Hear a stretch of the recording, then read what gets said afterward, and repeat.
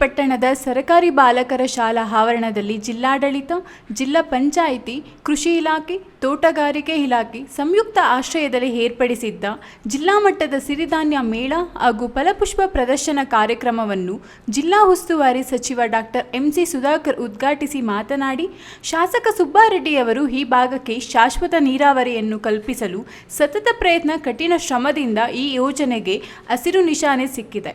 ಆದ್ದರಿಂದ H N valley ಯೋಜನೆಯಿಂದ ಗಂಟ್ಲಮಲ್ಲಮ್ಮ ಜಲಾಶಯವನ್ನು ನಿರ್ಮಾಣ ಮಾಡಲು ಈಗಾಗಲೇ 180 ಕೋಟಿ ರುಗಳ ಅನುದಾನವನ್ನು ಮುಖ್ಯಮಂತ್ರಿಗಳು ನೀಡಲು ಸಿದ್ಧವಿದ್ದು, ಅತಿ ಶೀಘ್ರದಲ್ಲೇ ಭೂಮಿ ಪೂಜೆ ನೆರವೇರಿಸಿ ಈ ಭಾಗದ ಎಲ್ಲ ಕೆರೆಗಳಿಗೆ ನೀರನ್ನು ಹರಿಸಲಾಗುವುದು ಮತ್ತು ಈ ಭಾಗದಲ್ಲಿ ನಿರುದ್ಯೋಗ ಸಮಸ್ಯೆಯನ್ನು ನೀಗಿಸಲು ಬೃಹತ್ ಕೈಗಾರಿಕೆಯನ್ನು ಸ್ಥಾಪನೆ ಮಾಡಲು ಈಗಾಗಲೇ ಜಮೀನನ್ನು ಗುರುತಿಸಿ ತ್ವರಿತಗತಿಯಲ್ಲಿ ಕಾಮಗಾರಿಕೆಯನ್ನು ಕೈಗೆತ್ತಿಕೊಳ್ಳಲಾಗುವುದು ಎಂದರು. ಚಿಂತಾಮಣಿ ವಿಧಾನಸಭಾ ಕ್ಷೇತ್ರಕ್ಕೆ 30 ವರ್ಷಗಳಿತ್ತು.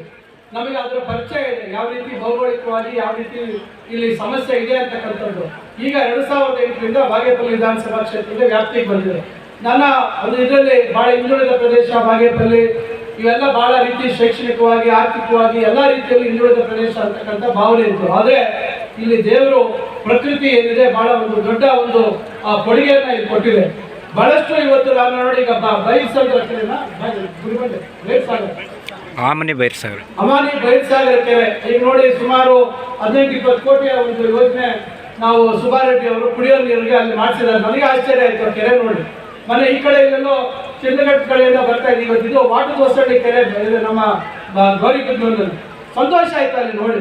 ಆ ರೀತಿ ಯಾವುದು ನಮ್ಮ ತಾಲೂಕಿನಲ್ಲಿ, ಚಿಂತಾಮಣಿ ತಾಲೂಕಿನಲ್ಲಿ ಅಷ್ಟು ದೊಡ್ಡ ಮಟ್ಟದಲ್ಲಿ ಯಾವ ಕೆರೆಗಳು ನಮ್ಗೆ ಇಲ್ಲ ಕುಡಿಯೋ ನೀರಿದೆ. ಆದರೆ ಇಲ್ಲಿ ಏನು ಗಂಟ್ಲಮಲ್ಲಮ್ಮ ಡ್ಯಾಮ್ ಕಟ್ಟಬೇಕು ಅಂತೇಳಿ ನಿರಂತರ ಪ್ರಯತ್ನ ಆಯಿತು. ಮೊನ್ನೆ ಮುಖ್ಯಮಂತ್ರಿಗಳ ಅಧ್ಯಕ್ಷತೆಯಲ್ಲಿ ಸನ್ಮಾನ್ಯ ಡಿ.ಕೆ. ಶಿವಕುಮಾರ್ ಅವರು ವಿಶ್ವೇಶ್ವರಯ್ಯ ಜಲ ನಿಗಮ ಒಂದು ಇಲಾಖೆಯ ವತಿಯಿಂದ ತಿಳ್ಕೊಂಡಂತ ಸಂದರ್ಭದಲ್ಲಿ ಅದಕ್ಕೆ ತಾತ್ವಿಕವಾಗಿ ಅದಕ್ಕೆ ಅನುಮತಿಯನ್ನ ಕೊಡ್ತೀವಿ ಅಂತಕ್ಕಂಥ ತೀರ್ಮಾನ ಆಗಿದೆ. ಅಧಿಕೃತವಾಗಿ ನಮಗೆ ಇನ್ನು ಆದೇಶ ಆಗಬೇಕು. ಅದಕ್ಕೆ ನಾವು ಕಾಯ್ತಾ ಇದ್ದೀವಿ.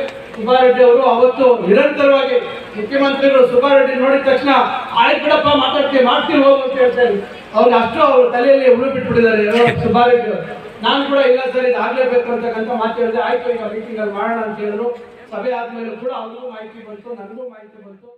ಶಾಸಕ ಸುಬ್ಬಾರೆಡ್ಡಿಯವರು ಬಾಗೇಪಲ್ಲಿ ಕ್ಷೇತ್ರದಲ್ಲಿ ಸತತ 3 ಬಾರಿ ಶಾಸಕರಾಗಿ ಹ್ಯಾಟ್ರಿಕ್ ಸಾಧನೆ ಮಾಡಿರುವ ಹಿನ್ನೆಲೆಯಲ್ಲಿ ಹಾಗೂ ಹಿರಿಯ ನಾಯಕರಾಗಿರುವುದರಿಂದ ಸಚಿವರಾಗುವುದಕ್ಕೆ ಎಲ್ಲ ಅರ್ಹತೆಗಳು ಇವೆ. ಅವರು ಸಚಿವರಾದರೆ ನಾನು ಸಚಿವನಾದ ಹಾಗೆ, ಅವರು ಒಂದು ಸಲ ಸಚಿವರಾಗಲಿ ಬಿಡಿ ಎಂದು ಸಚಿವ ಸುಧಾಕರ್ ತ್ಯಾಗದ ಮಾತುಗಳನ್ನಾಡಿದರು.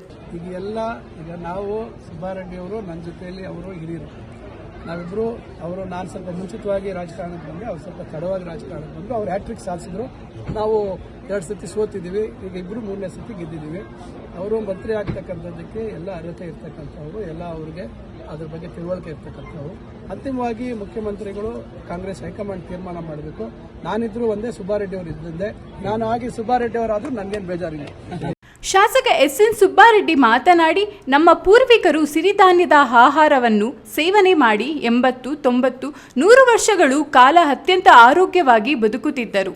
ಆಗ ಯಾವುದೇ ಮಾರಣಾಂತಿಕ ರೋಗಗಳು ಬರುತ್ತಿರಲಿಲ್ಲ. ಕಾಲರಾ ಎಂಬ ರೋಗ ಮಾತ್ರ ಬರುತ್ತಿತ್ತು. ಆದರೆ ಈಗ ಹೈಟೆಕ್ ಆಹಾರ ಪದ್ಧತಿಯಿಂದ ಕ್ಯಾನ್ಸರ್, ಹೃದಯಾಘಾತ, ಮಧುಮೇಹ ಸೇರಿದಂತೆ ಹಲವಾರು ಮಾರಣಾಂತಿಕ ಕಾಯಿಲೆಗಳು ಬಂದು ಸಾವಿನ ಪ್ರಮಾಣ ಹೆಚ್ಚಾಗುತ್ತಿದೆ. ಆದ್ದರಿಂದ ನಮ್ಮ ಸರ್ಕಾರ ಹಳೆ ಪದ್ಧತಿಯ ಆಹಾರವನ್ನು ಜನರಿಗೆ ತಿಳಿಸಲು ಇಂತಹ ಕಾರ್ಯಕ್ರಮಗಳನ್ನು ಹಮ್ಮಿಕೊಳ್ಳಲಾಗುತ್ತಿದೆ ಎಂದ ಅವರು, ನಾನು ಈ ಭಾಗದ ಜನರಿಗೆ ಶುದ್ಧ ಕುಡಿಯುವ ನೀರು ಕೊಡಲು ಅತ್ಯಂತ ಪ್ರಾಮಾಣಿಕ ಪ್ರಯತ್ನ ಮಾಡುತ್ತಿದ್ದು, ಅತಿ ಶೀಘ್ರದಲ್ಲಿ ಗಂಟ್ಲಮಲ್ಲ ಡ್ಯಾಮ್ನನ್ನು ನಿರ್ಮಾಣ ಮಾಡುವುದು ನನ್ನ ಕನಸಾಗಿದ್ದು, ಅದನ್ನು ಮಾಡಿಸಿಯೇ ತೀರುತ್ತೇನೆ. ಹಾಗೂ ಈ ಮೊದಲು ಹೇಳಿದ ನಿರುದ್ಯೋಗ ಸಮಸ್ಯೆಗೆ ಕಡಿವಾಣ ಹಾಕಲು ಕೈಗಾರಿಕೆ ಸ್ಥಾಪನೆ ಮಾಡುತ್ತೇನೆ ಎಂದರು.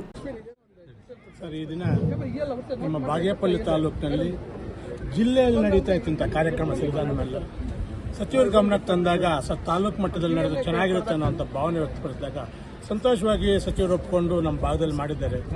ಈ ನಮ್ಮ ಭಾಗದಲ್ಲಿ ರೈತರಿಗೆ ಉಪಯುಕ್ತ ಆಗ್ತಾ ಇದೆ. ಯಾಕಂದ್ರೆ ಎಷ್ಟೋ ಜನ ಇವತ್ತು ನೋಡಿದ್ರು, ಆ ಎಕ್ವಿಪ್ಮೆಂಟ್ ನೋಡಿದ್ರು, ದೆನ್ ಇಲ್ಲೆಲ್ಲ ಸ್ಟಾಲ್ಗಳು ನೋಡಿದ್ರು, ಅವ್ರಿಗೂ ಪ್ರೇರೇಪಣೆ ಆಗ್ತಾ ಇದೆ. ಒಂಥರ ಇಂಥ ನಾವು ಯಾಕೆ ಮಾಡಬಾರ್ದು ಅಂತ ಈ ಒಂದು ಸಿರಿಧಾನ್ಯ ಮೇಳದಿಂದ ಬಾಗೇಪಲ್ಲಿ ರೈತರಿಗೆ ಅನುಕೂಲ ಆಗಿದೆ ಅನ್ನೋ ಮಾತು ಹೇಳಕ್ಕೆ ನಾನು ಇಷ್ಟಪಡ್ತೀನಿ. ಇದೇ ಸಂದರ್ಭದಲ್ಲಿ ಸಿರಿಧಾನ್ಯಗಳ ಹಾಗೂ ಫಲಪುಷ್ಪ ಪ್ರದರ್ಶನ ವೀಕ್ಷಿಸಿದರು.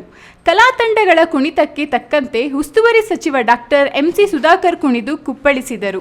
ಕಾರ್ಯಕ್ರಮದಲ್ಲಿ ಕೃಷಿ ಇಲಾಖೆ ಮತ್ತು ತೋಟಗಾರಿಕೆ ಇಲಾಖೆಯಿಂದ ಫಲಾನುಭವಿಗಳಿಗೆ ವಿವಿಧ ಸೌಲಭ್ಯಗಳನ್ನು ವಿತರಣೆ ಮಾಡಿದರು. ಇದೇ ಮೊದಲ ಬಾರಿಗೆ ಪಟ್ಟಣದಲ್ಲಿ ಜಿಲ್ಲಾ ಮಟ್ಟದ ಸಿರಿಧಾನ್ಯ ಮೇಳ ಮತ್ತು ಫಲಪುಷ್ಪ ಪ್ರದರ್ಶನವು ಅತ್ಯಂತ ಅರ್ಥಪೂರ್ಣವಾಗಿ ನಡೆಯಿತು. ಕಾರ್ಯಕ್ರಮದಲ್ಲಿ ಜಿಲ್ಲಾ ಗ್ಯಾರಂಟಿ ಯೋಜನೆಗಳ ಅನುಷ್ಠಾನ ಪ್ರಾಧಿಕಾರ